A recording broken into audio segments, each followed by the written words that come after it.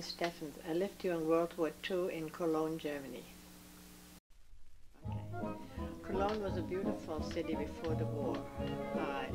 It was economically a well-to-do area, and the people were very happy, and the buildings are all very old, very beautiful buildings. We have a lot of old, beautiful churches, some romantic churches who are over from the 11th century.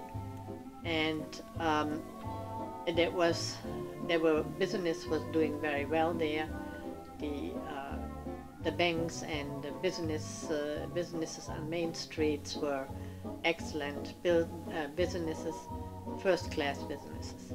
And so it was a central for the whole area of the Rhineland.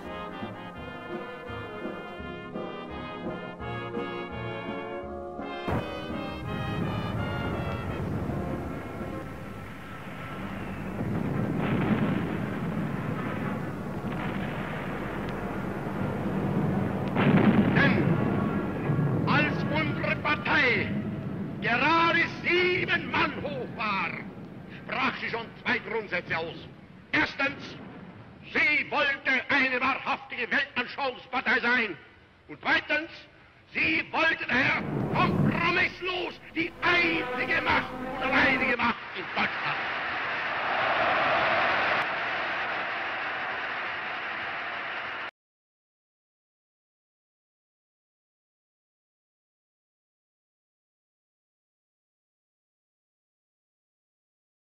In 1932-33, Hitler came into the picture. And what I remember only about this time were the big gatherings, but we had not used to. We could listen on the radio because he didn't have TV then, was his yelling. He did not talk in a speech, he would yell. And so did his companion, and especially Goebbels.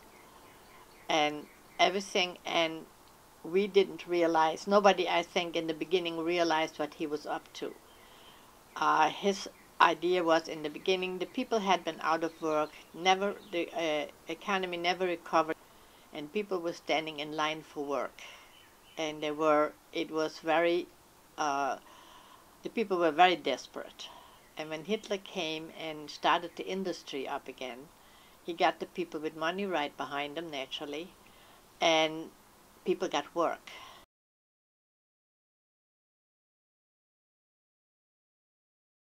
My father stayed out of the party. He saw through that from the start. And we had many friends that were Jewish, but as children we didn't know that. We didn't know they were Jewish, they were friends. And as we did with all our friends of my family, we called them aunt and uncle. I had a colleague, and I never knew, they used to say sometimes the little Jew, but it didn't mean anything to me, since never had been an explanation that Jewish people were different than we were, you know. And I know that he volunteered to go in the army, and he hoped that that would save his mother and his sister. His father had been Jewish and he had passed away, but the mother and the sister were still living, and he hoped when he would go into the army voluntarily, that would protect them.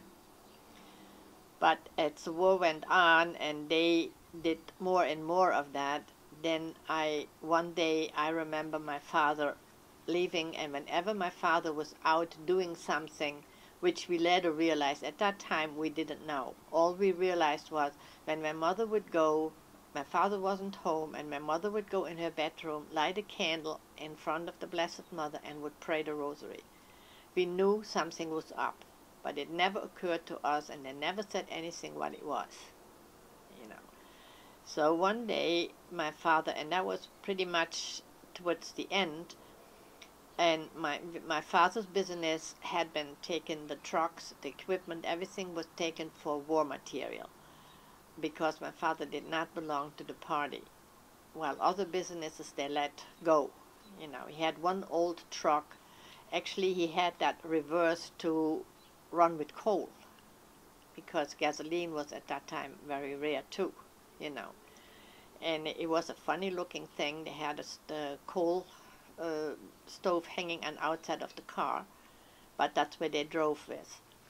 And one night, I didn't know that. I found that only later out.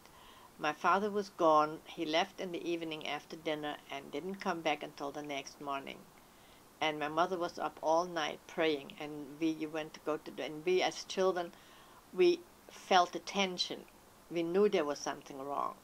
I didn't sleep well either. I always, when I went to the bathroom or get back to the kitchen, get something to drink, I saw the light under my mother's door. So she was all night praying. And the morning, next morning, my father came back. And after the war, one of the fella the Jewish fella, came, and he was very friendly towards me. He was going out of the way to do things for me. And my colleagues used to tease me. The man was 8 or 10 years older than I am, so I had no interest, and I didn't think he had in me, but I didn't know what it was. I couldn't figure it out, you know. And I thought it was just because I was young and lively, and, you know. And one day at lunchtime, came and sat next to me, and he said, "You don't know about your father." And I said, "What about my father?" You know. And then he told me that my father took his mother and sister, and he took that trip with the old truck. He covered them with equipment and tarp on the back of the truck, and he drove to the Dutch border to a priest and brought them there. And the priest walked them during the night over the border into Holland, so they were safe. And my father did many of these things. When I asked my father about that, he said, well, I said, "Why didn't you tell me?" He says, "So what is there to tell?" He would not talk about that. That was not his way.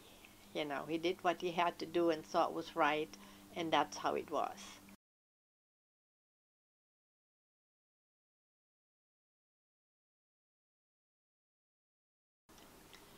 It was a Saturday, beautiful Saturday afternoon, and my father had gone to visit my sister-in-law and help her with the garden, getting ready for the winter and things.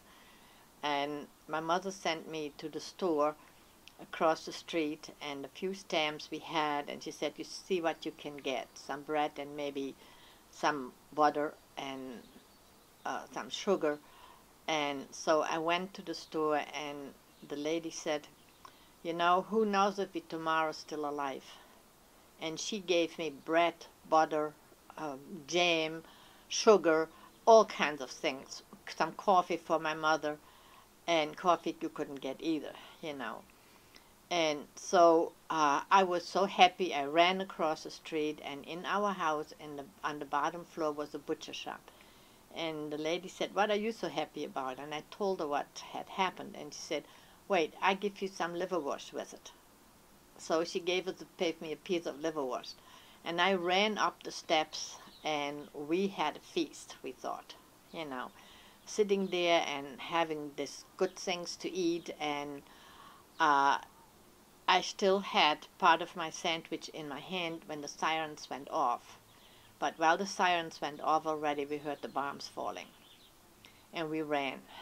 My mother and my sister, ran always ahead. She was very scared.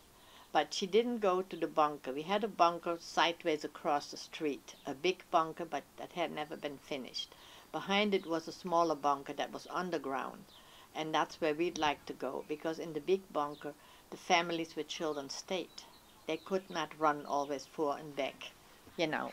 And so we would run around the big bunker if we could and go in the little bunker behind it. And I tried to do that thinking my mother was ahead of me. But while I was running aside of the bunker, all of a sudden there was a man running, and he said to me, "Oh, don't worry, you're going to make it," you know.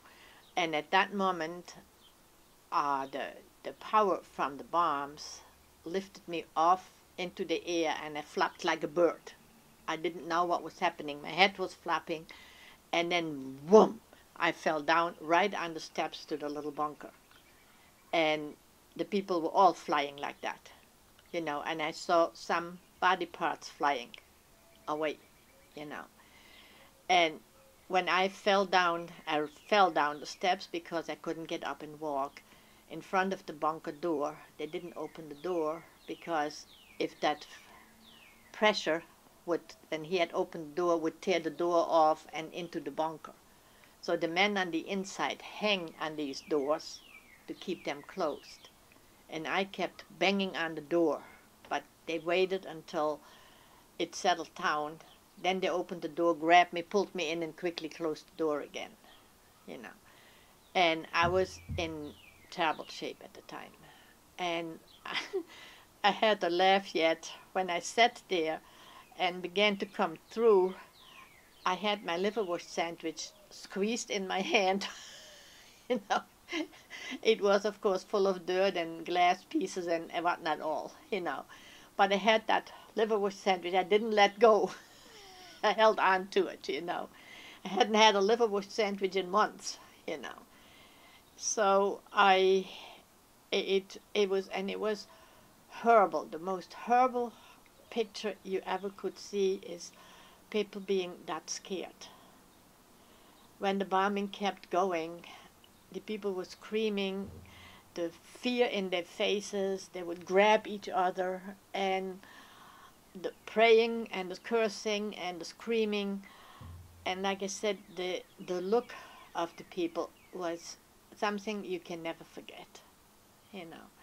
When it quieted down, I crawled up the steps because I wanted to look for my mother. I had hoped she had gone in the big bunker, that she didn't keep going because you couldn't see. When we were running into the bunker, there was already the dust and the pieces flying, so you couldn't see. I couldn't see if she was in front of me, if she was where she was. And you couldn't hear each other because the bombs were falling, you know. And she was not in the big bunker, so I ran across the street, and she had gone into our basement. She had not been even out of the house, but the house was flat. And then we saw what happened. The whole neighborhood was destroyed. There was nothing standing in the neighborhood anymore.